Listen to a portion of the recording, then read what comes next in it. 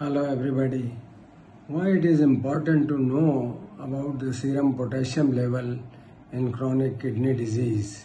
What is hyperkalemia? Normally serum potassium level is 3.5 to 5 milliequivalent per liter. Chronic kidney disease में potassium की blood में मात्रा बढ़ने की संभावना है क्योंकि आपके किडनी ठीक तरह से काम नहीं कर रहे तो पोटेशियम बढ़ सकता है और ये बहुत ही जानलेवा हो सकता है। इसलिए पोटेशियम के बारे में जानना बहुत ज़रूरी है। तो ये पोटेशियम क्या है?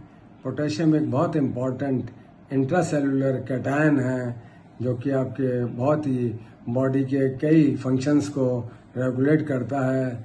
इसमें से सबसे खास है हार्ट के फंक्शन को रेगुलेट करता है, ब्लड प्रेशर कंट्रोल करने में मदद देता है, मसल पावर को और मसल्स की फंक्शनिंग में काम आता है।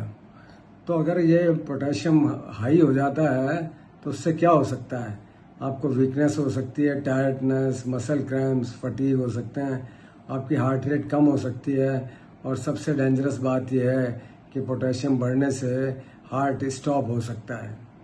तो जो हाई पोटेशियम लेवल आपका बता रहे हैं डॉक्टर कि ये 3.5 to 5 होता है और आपका 5 के ऊपर बढ़ गया है, तो ये आपकी किडनी की बीमारी से रिलेटेड है, आपकी डाइट से रिलेटेड है या कोई दवाइयों से रिलेटेड है? तो ये आपकी किडनी की बीमारी से भी रिलेटेड हो सकता है क्योंकि किडनी पोटेशियम को निकाल नहीं पा रहे। आपकी डाइट से रिलेटेड हो सकता है कि आप किडनी की बीमारी के अंदर आप हाई पोटेशियम डाइट ले रहे हैं, जैसे कि फ्रूट्स जिसमें कि अधिकतर बनाना और जूसेस हैं और ड्राई फ्रूट्स हैं, ये सब canned juices and canned foods हैं, ये सब आपके पोटेशियम को बढ़ा सकते हैं।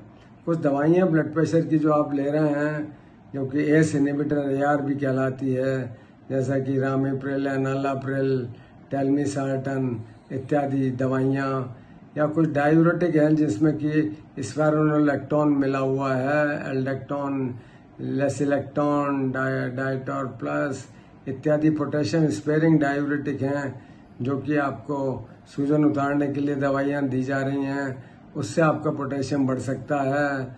और जो NSAIDs हैं, सूजन दर्द को मिटाने की तेज़ दवाइयाँ हैं, कुछ हर्बल मेडिकेशंस हैं, कुछ सॉल्ट सब्स्टिट्यूट्स हैं, लो सोडियम सॉल्ट, लोना salt, Tata light, Tata plus, Tata pink इत्यादि लो सोडियम सॉल्ट हैं जो कि आपको बताया गया कि साहब ये BP में फ़ायदेमंद है, लेकिन आपको पता है कि आपको किडनी की बीमारी है तो ये आपका पोटेशियम बढ़ा सकते हैं। तो क्या करना है? अगर आपका पोटेशियम बढ़ा हुआ है, आपको क्रोनिक किडनी डिजीज़ है, तो आपको पोटेशियम को कंट्रोल करना बहुत आवश्यक है, तो अदरवाइज़ ये हार्ट पे इफ़ेक्ट करेगा। तो आप ऐसे फल ना लें जिसमें पोटेशियम की मात्रा अधिक है। आप ऐसे फल लें जैसे कि एप्पल है, नींबू है, ये फल लें जो कि आपके पोटेशियम को न बढ़ाएं। ये डॉक्टर की सलाह के अनुसार लें। ज़रूरत हो तो बिल्कुल ना लें। फलों का रस, जूसेस, ड्राई फ्रूट्स बिल्कुल ना लें। और सलाद और सब्जियों को काटने के बाद उबलते हुए पानी में 15 मिनट तक रखें, फिर पानी फेंक दें। उसका नमक भी कम हो जाएगा, पोटेशियम भी कम हो जाएगा। उसके बाद सब्जी बना लें, सलाद खा लें। इसी तरह दालों को उबालने के बाद आप पानी फेंक दें और फिर दाल बना लें।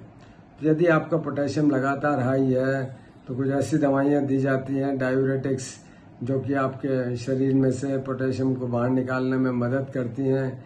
पोटेशियम बाइंडिंग रेजिन्स दिए जाते हैं जो कि आपको लूज स्टूल्स होके और इंटेस्टाइन के थ्रू स्टूल के अंदर पोटेशियम को बाहर निकाल देते हैं और आपको कॉन्स्टिपेशन ना रहे इसका आप ध्यान रखें। तो अपने पोटेशियम को कंट्रोल रखें। Take care in your chronic kidney disease. Thank you.